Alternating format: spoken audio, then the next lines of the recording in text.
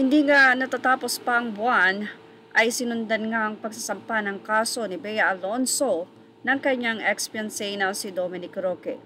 Kamakailan lamang ay sinampahan ni Bea Alonzo ng kaso ang kolumnista na si OG Diaz pati na rin si Christy Fermin, kung saan ay formal nga itong naghain ng reklamo na cyber libel para kay Ogie Diaz at Christy Fermin. Base sa naging post na ibinahagi ni Nelson Canlas sa kanyang social media Facebook page, ay dumulog nga itong si Bea Alonzo sa Quezon City Prosecutor's Office para maghain ng 3 magkakahiwalay na cyber libel case laban kila Ogie Diaz at Christy Fermin.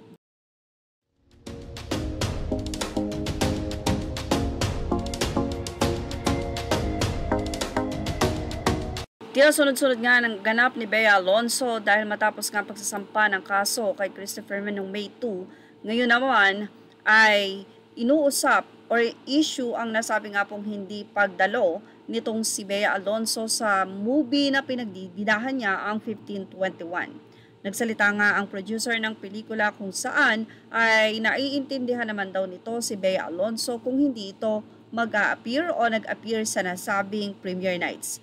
Matatandaan na nagkaroon ng issue si Bea Alonzo sa shooting ng pelikula matapos nga na magdima ng aktres, pero ito ay hindi nga naibigay ng nasabing grupo. Dahilan para ang nasabing pelikula ay hindi na nga i-promote pa ni Bea Alonzo kahit sa ang social media platform ito at pati na rin ang nasabing premiere night nito ay hindi nga dumating ang nasabing aktres. Until now ay hindi pa rin nagsasalita si Bea Alonzo, although ayon nga sa producer ay at least sa susunod ay pagbubutihan niya na, sana nga daw ay magkaroon pa sila ng second chance na magkatrabaho ni Bea Alonzo.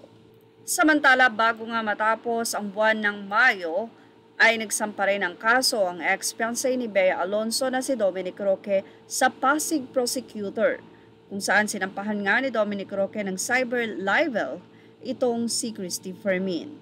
Mula sa naging artikulo ng PhilStar, actor Dominic Roque is suing showbiz columnist and host Christy Fermin with cyber libel for the malicious statements and innuendos the latter said on her online show.